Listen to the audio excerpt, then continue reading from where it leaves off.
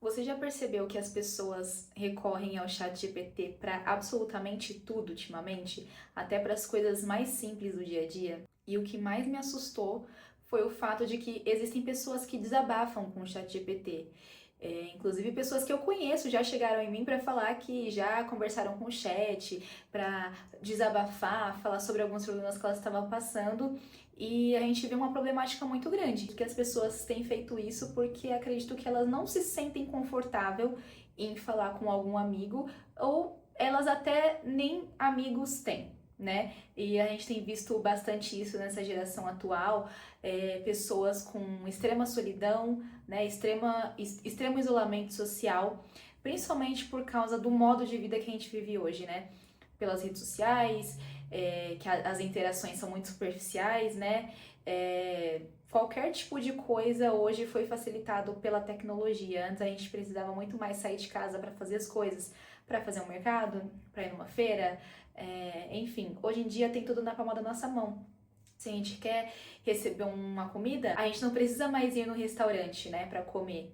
A gente pede em casa. Quer fazer uma compra no mercado, você não precisa mais ir até o mercado, passar pelo caixa, enfim, você simplesmente pede tudo em casa. E a gente tem que lembrar que o ChatGPT é uma máquina procurada por humanos, então ela não vai ter essa profundidade emocional para lidar com os nossos sentimentos justamente por isso, porque ela é uma máquina, ela é uma inteligência artificial e ela sempre vai acariciar o nosso ego, né? Ela sempre vai concordar com a gente, sempre vai falar que nós estamos certos. E para quem usa o ChatGPT para algumas coisas, que é o meu caso, vocês já devem ter percebido, né, que ela erra, né? Muitas pessoas pensam assim, ah, não, a inteligência artificial não erra, né? Ela é muito precisa e tudo mais, e não é bem assim. Quantas vezes já aconteceu da gente perguntar alguma coisa e dar uma informação errada e a gente fala, ó, isso aqui não tá certo. O que que ela faz? Ah, é verdade, eu me equivoquei, você tem razão, vou corrigir. Então, assim, a gente não pode confiar 100% numa inteligência artificial, tanto para coisas mais banais, para coisas mais úteis, mas principalmente para questões emocionais. A gente não pode achar que ela é uma verdade absoluta, né, uma verdade universal, até porque se a gente não souber manusear, pode ser mais uma fonte, mais um mecanismo de manipulação, caso a gente não tenha senso crítico. A gente não pode ser tão dependente assim ao ChatGPT, à inteligência artificial, a tudo que a gente precisa, a gente recorre a ele. Precisa fazer um trabalho da escola, da faculdade, ChatGPT. Precisa propor um material de trabalho, ChatGPT. Vou parabenizar alguém com um texto no seu aniversário, ChatGPT. E por aí vai, em coisas cada vez mais simples, as pessoas têm recorrido ao ChatGPT. E aí, onde que fica o seu raciocínio? Onde que fica a sua capacidade de utilizar o seu cognitivo? E aí seu cérebro vai atrofiando aos poucos, já que você não usa ele para o básico. Entende? E eu acredito sim que a gente pode usar a IA de uma forma positiva para executar algumas tarefas, para dar ideias, para várias outras coisas. Só que a questão é utilizar ela como se fosse a nossa aliada e não como a nossa substituta. Então vou deixar aqui meu cérebro de lado, meu pensamento, a minha reflexão, o meu senso crítico de lado para dar lugar, dar espaço à inteligência artificial. E é muito triste ver que as pessoas têm desabafado com inteligências artificiais. Como eu falei, a gente vê o ponto da solidão mesmo. Vai muito além do emburrecimento, que a gente tem visto muito por aí. Como as redes sociais têm nos emburrecido, como a IA tem nos emburrecido, mas vai muito além. A gente consegue enxergar por essa ótica, né? De tamanha solidão que a pessoa se encontra para recorrer a uma inteligência artificial para desabafar sobre questões emocionais. E como eu falei, ele é programado para te agradar. Ele é programado para te agradar e servir ao usuário. Ele sempre vai te dar razão. Aí acontece que você tá tão acostumado, tá tão habituado a usar essa ferramenta como uma extensão do seu cérebro, que a partir do momento que você não pode usar por algum motivo, sei lá, ficou sem internet, ficou sem sinal, ou você está num ambiente que há proibição, né? Você não pode utilizar aquela ferramenta, e aí?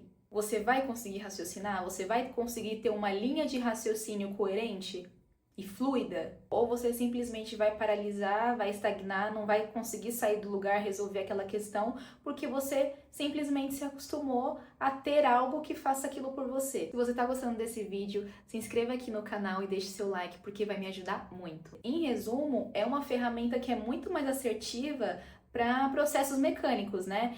Digitação, formatação, códigos. Mas se a sua demanda for intelectual, você precisa escrever um texto, preparar um discurso, precisar tomar uma decisão séria em relação à sua vida, em relação ao seu trabalho, é algo que você vai ter que fazer por conta própria. Você não pode delegar essa função para mais ninguém. Vale lembrar também que até as redes sociais exercem esse papel de nos fazer pensar menos, né? De copiar e colar trechos de um vídeo de 30 segundos que a gente viu. Nós estamos cada vez mais viciados em vídeos curtos, conteúdos superficiais, e paramos de ler, paramos de interagir com as pessoas, paramos de contemplar a natureza, fazer atividades ao ar livre e tantas outras coisas, né, que a gente fazia antigamente, que estimulavam o nosso cérebro, né? Estimulavam a nossa criatividade, estimulavam a nossa imaginação, aguçavam a nossa curiosidade para assuntos realmente importantes, assuntos que acontecem no mundo, política, guerras,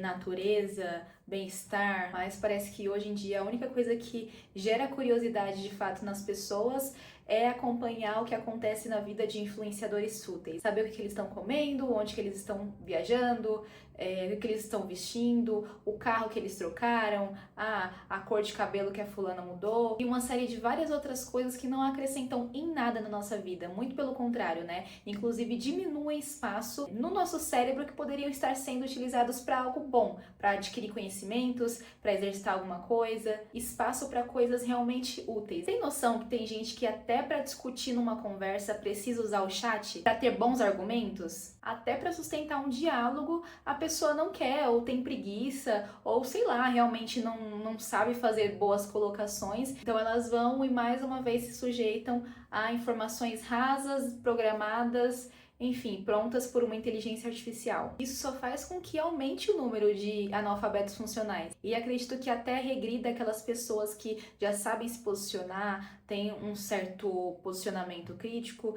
mas conforme a gente vai se habituando a sempre delegar coisas simples do nosso dia a dia para a inteligência artificial, é o que eu falei, nosso cérebro vai atrofiando, nosso cérebro vai ficando preguiçoso, e cada vez mais que a gente precisa fazer algo, a gente recorre a ela. E aqui eu não tô colocando a inteligência artificial, o ChatGPT, como vilão. Ai, mas a culpa é da inteligência artificial, né, que tem feito isso com a gente, que tem nos deixado mais preguiçosos, que tem nos deixado acomodados. Só que a questão é, a culpa é do próprio usuário que escolhe ser preguiçoso e dependente dela. Um dos maiores físicos de todos os tempos, Stephen Hawking, acreditava que a inteligência artificial poderia ser a maior bênção ou a maior ameaça para a humanidade. E ele afirmou em 2016 que os avanços da inteligência artificial trariam benefícios, né?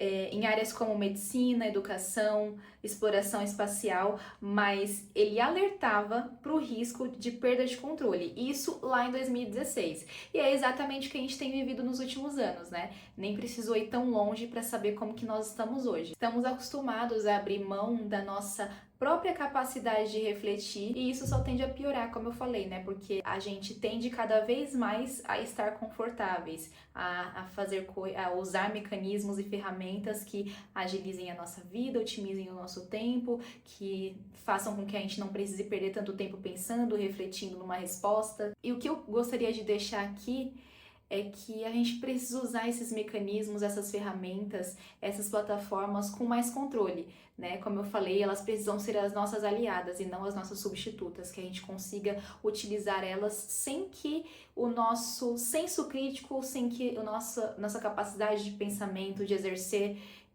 o nosso intelectual fique de lado. Se você gostou desse vídeo, deixa seu like, se inscreve no canal e até a próxima. Tchau, tchau!